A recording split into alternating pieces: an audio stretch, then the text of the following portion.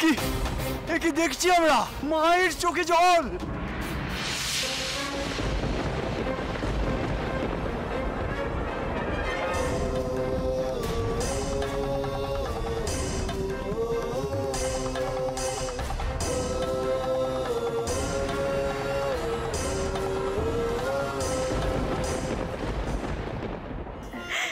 থাক থাক মা, সুখে থাকো, তোমরা ভালো থাকো। না মা, এবার মেয়েকে ধরো দেখিনি। এতদিন আমি আমার নাতনিকে সামলেছি, এবার তুমি তোমার মেয়েকে সামলাও। পদ্মমণি, ও পদ্মমণি, তুমি কি তোমার বড় মাকে ভুলে গেছো নাকি? হ্যাঁ, খুব লক্ষ্মী মেয়ে। হ্যাঁ গো, আমি তো মনে মনে ভয় পাচ্ছিলুম, মা ছাড়া এতদিন থাকবে কেমন করে, যদি কান্নাকাটি করে। কিন্তু দেখলুম না, খুব লক্ষ্মী, কোনো কান্নাকাটি করে নে। হ্যাঁ রে যোগী,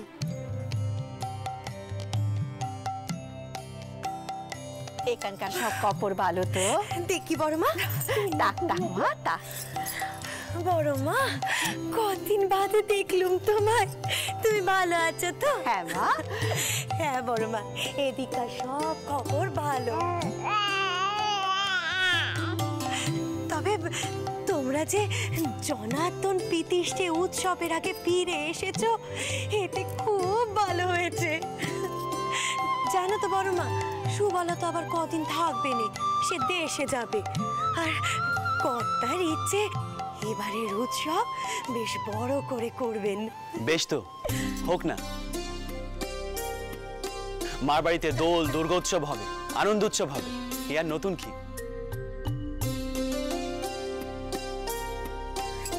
থাক বাবা, থাক। দেখি আমার সোনা ছেলে, কেমন আছিস বাবা? কতদিন বাদে দেখলাম তোকে। তোকে দেখতে না পেলে মায়ের মন যে বড় চটপট করে রে বাবা, আমার মন যে বড় চটপট করে। মা, আমি তোমার মনের অবস্থা এখন বুঝি। এ যে নিজের মেয়ের মুখটা মনে পড়লে মনটা বড় উতলা করে উঠত। রানী, আমার মেয়েকে আমার কোলে দাও।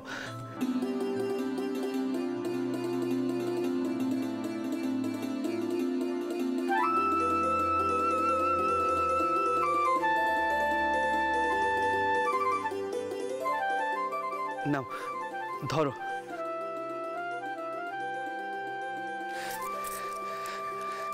আমি ঘরে যাচ্ছি, এক্ষুনি বেরোতে হবে, তৈরি হয়ে নেই। ও মা, এখন আবার কোথায় বেরোবি বাবা? এই তো ফিরলি। মা, কয়েকজনের সাথে দেখা করার আছে, খুব জরুরি। অনেকদিন এখানে ছিলাম না, তার উপর বাড়িতে তো তেমন কোনো কাজও নেই। আমি আসছি।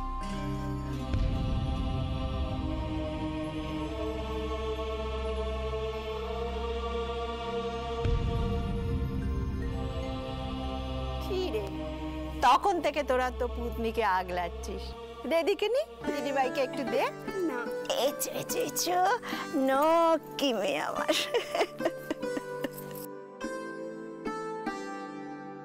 এই তো যোগী, ওকে নিয়ে আমি ঘরে যাচ্ছি, তোরা সব এদিকটা সামলে নে। আচ্ছা বড় মা, ঠিক আছে। এই নকি মেয়ে, শোনা মেয়ে। তুই যা, ঠাকুরপো তো কোথায় বেরোবে বললো, কি দেখ। হ্যাঁ দিদি, যাচ্ছি। ছোট বৌমা, আমার চন্দনের মূর্তি। হ্যাঁ মা, বউয়ের বিশেষের যা চমৎকার দেখলাম, সে সব কথা আপনাকে পরে বলবো।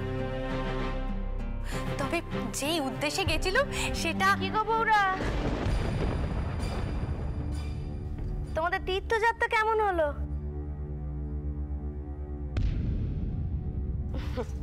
থাক বাছা, থাক থাক। চন্দরের মতি পিলল?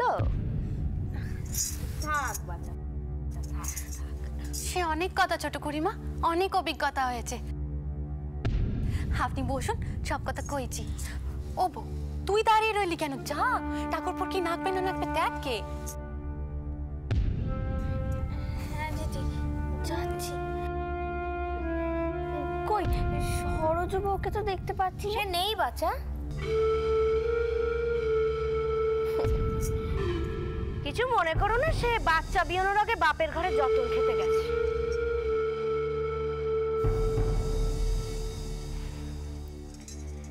দেখো বাপু, এত ধানাই পানাই আমার পোষায় না। সোজা কথায় বলো দেখি, চন্দরের মতি কি ফিরেছে না ফেরে?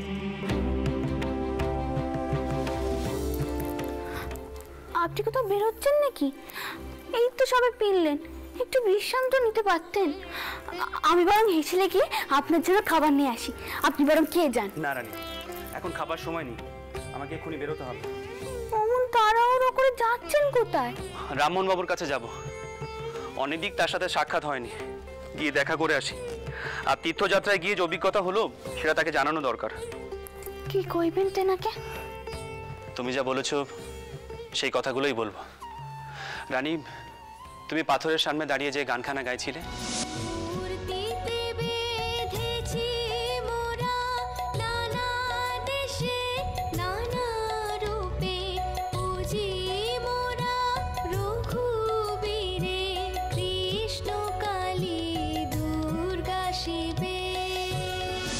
সেই গানের মধ্যে সব প্রশ্ন উত্তর লুকিয়ে আছে।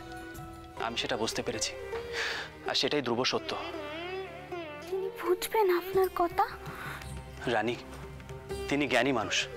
তাছাড়া বেদ, উপনিষদ, গীতার উপরে তার যথেষ্ট জ্ঞান আছে। আর সবার উপরে হলো বিশ্বাস। তিনি আমার কথা বিশ্বাস করুন বা নাই করুন, আমি যা জেনেছি, যা দেখেছি, যা বুঝেছি, সেটা তাকে জানাতেই হবে। ভগবান কোনো নিরাকার ব্রহ্ম নন। এটা তো সেই মালসা যেখান থেকে মেয়েটা খেয়ে গেছিল। দেখুন দাস মশাই, পাথর থেকেও জল পড়ে।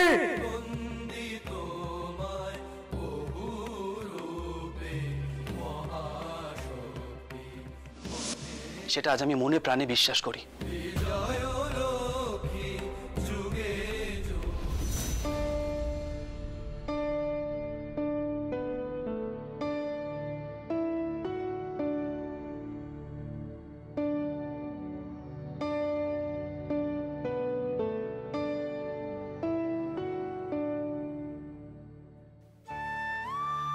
নমস্কার রামমোহন বাবু। আরে রাজচন্দ্র, কেমন আছো? এসো এসো। দেশ ভ্রমণ করে কবে ফেরা হলো? একটু আগেই ফিরেছি, আর ফিরেই আপনার সঙ্গে সাক্ষাৎ করতে চলে এলাম। নিশ্চয়ই তীর্থস্থানগুলো ঘোরার অভিজ্ঞতা বলার জন্য আর তর্সয় ছিল না। তা কি উপলব্ধি করলে শুনি? ঈশ্বর যে ওই মূর্তিতে বা পাথরের মধ্যে বাস করে না, বাস করতে পারে না, তা নিশ্চয়ই বুঝতে পেরেছো, তাই তো? না রামমোহন বাবু, এখন আর পৌত্তলিকতার বিরুদ্ধে সেভাবে কথা বলতে পারছি না। ভগবান যে বিগ্রহে বাস করেন না, এই কথার বুক ঠুকে বলতে পারছি না। রাজচন্দ্র, রাজচন্দ্র, তুমি বুদ্ধিমান মানুষ, তুমি বিচক্ষণ মানুষ, তুমি এই কথা বললে তো। রামমোহন বাবু, আমার স্ত্রী বলেন দুটোই সত্য। ভগবান নিরাকার ব্রহ্ম, আর এই ব্রহ্ম পাথরেও আছেন, আবার বিগ্রহেও বাস করেন। আমার মনে হয় আমার স্ত্রী ঠিকই বলেছেন। বেরাদর, এই যাত্রা তো দেখছি তোমাকে মহচ্ছন্ন করে রেখেছে। যাই হোক, আমি এই বিষয় নিয়ে তোমার সঙ্গে কোনো তর্কে যেতে চাই না। রাজচন্দ্র, এই শহরে বাস করা আমার পক্ষে ক্রমশ দুষ্কর হয়ে উঠেছে। যারা তথাকথিত হিন্দু ধর্মের ধারক বাহক, তাদের কাছে এই কালা পাহাড় ক্রমশ বিপজ্জনক হয়ে উঠছে না? রামমোহন বাবু, সে তো আমি জানি, আপনি একটু সাবধানে থাকবেন। তবে আপনি চাইলে আপনার জন্য রাজচন্দ্র, মরতে রাজা রামমোহন রায় ভয় পায় না,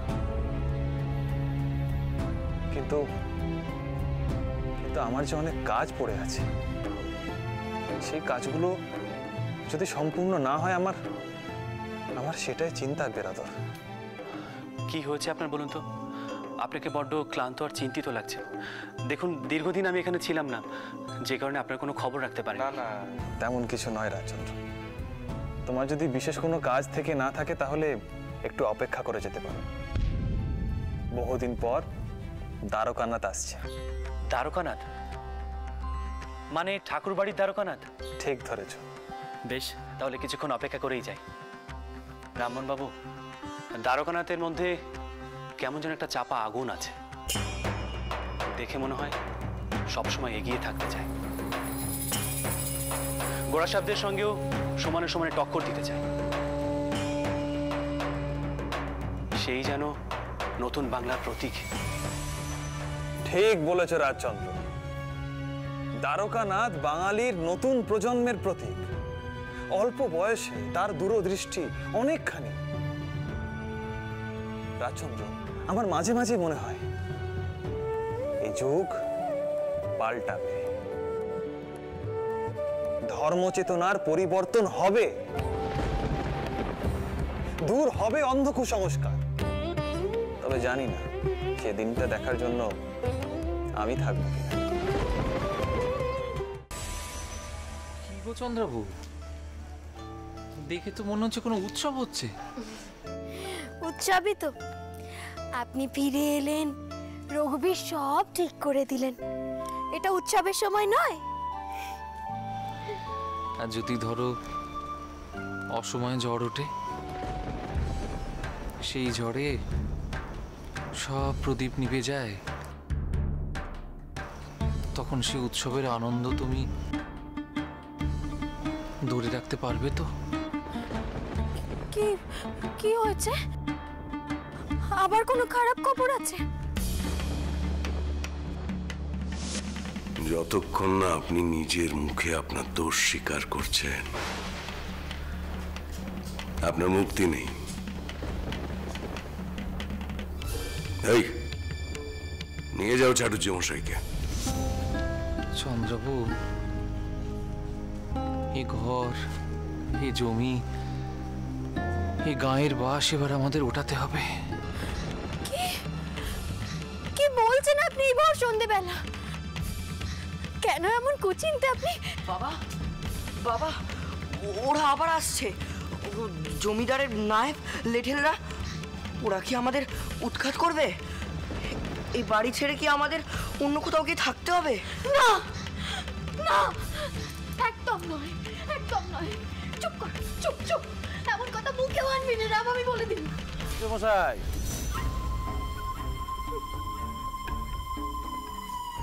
আদেশনামা আছে। কি আদেশনামা নায়েব মশাই? অবশ্যই আমি তো জানি আমার ভবিতব্য, তাও শুনি। ভেবেছিলেন জমিদার রামানন্দ রায় আপনাকে ছেড়ে দেবেন, একবার ফাঁক বলে বেরিয়ে গেছেন বলে নিস্তার পাবেন।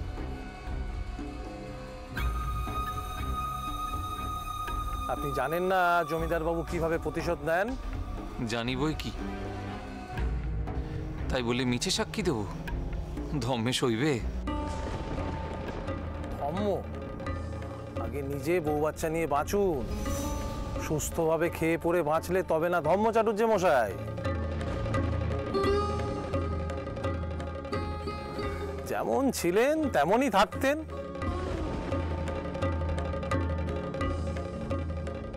সামান্য একটা মিছে সাক্ষী দিলে এত বিঘে জমি, এতগুলো গরু, এমন নক্কির মতো সংসার হাতছাড়া হতো না। কি লাভ এমন সত্যবাদী হয়ে? সত্যের জন্য আমি সবকিছু হারাতে রাজি আছি নায়েব মশাই। আজ না হোক একদিন না একদিন সত্যের জয় তো হবেই। যা হচ্ছে সব তো রঘুবীরের ইচ্ছেতেই হচ্ছে, সবই তো তারই ইচ্ছে। মা, মা! চন্দ্রবাবু, বৌঠান, দাদা, বৌঠান যে জ্ঞান হারালেন, কি হবে এখন? চন্দ্রবাবু, ও চন্দ্রবাবু, আমাদের শিওরে যে সর্বনাশ রয়েছে। কাতুমা যা শিগগিরই জাগিয়ে জল নিয়ে আয় মা, যা। তোমরা এত উতলা হচ্ছে কেন বলো দেখি? কিচ্ছু হয়নি। এই চলো।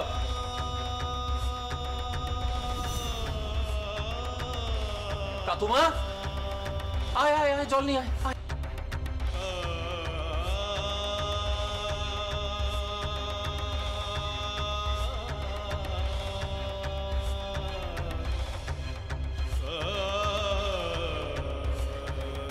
চন্দ্রবাবু, ও চন্দ্রবাবু, চোখ মেলো, চোখ মেলো, ও চন্দ্রবাবু।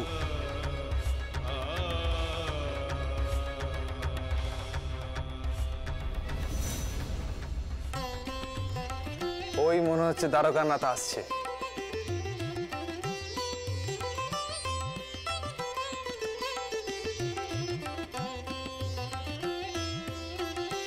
ব্রাদার রামমোহন, দ্বারকানাথ।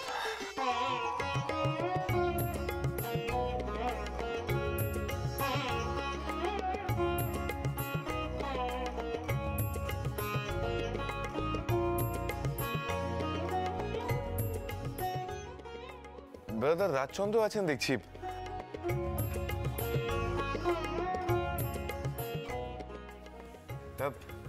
কি সংবাদ আপনাদের? দ্বারকানাথ, খুব ভালো সময় এসেছো। দুই রাঘব বোয়াল ব্যবসায়ীর সঙ্গে দেখা হয়ে গেল। আর দ্বারকানাথ তো এতই ব্যস্ত যে আমার কাছে আসার তার সময় হয় না। আচ্ছা বেরাদার, আপনার নুনের ব্যবসা কেমন চলছে? দূর, সেগুলোর সব ব্যবসাগুলো আমার আর ভালো লাগে না। সেই নুনের আড়ত, কাঠের গোলা, মসলিন, তাঁত, দূর। নতুন, আমি তো নতুনের স্বপ্ন দেখি বেরাদার।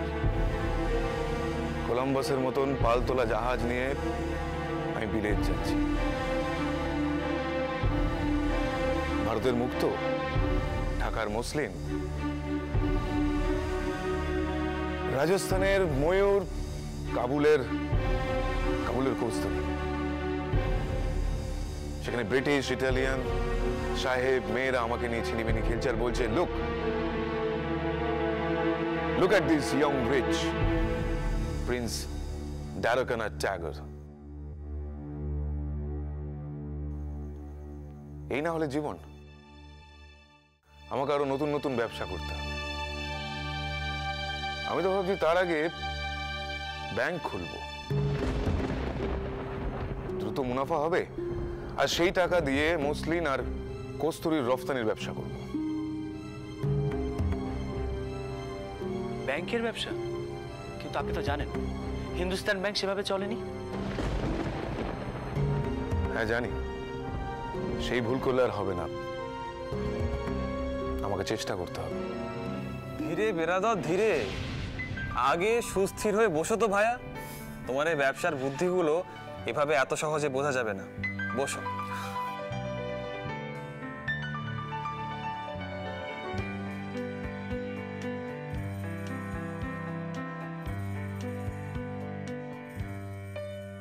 শোনো বেরাদর দ্বারকানাথ, তোমার ব্যবসা বুদ্ধি যথেষ্ট, তবু একটা কথা বলি মনে রেখো। এক নতুন যুগ আসতে চলেছে, সেখানে ঝড়ঝাপটা অনেক, সেগুলো কিন্তু সামলাতে হবে। প্রতিকূল পরিস্থিতির জন্য তৈরি থেকো ভায়া। ব্রাদার রামমোহন, আমি প্রিন্স দ্বারকানাথ ঠাকুর। আমি সবকিছুর জন্যই প্রস্তুত।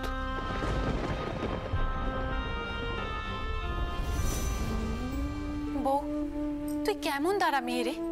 সবকিছু জেনেও তুই ঠাকুরপোকে রামমোহন রায়ের কাছে যেতে দিলি?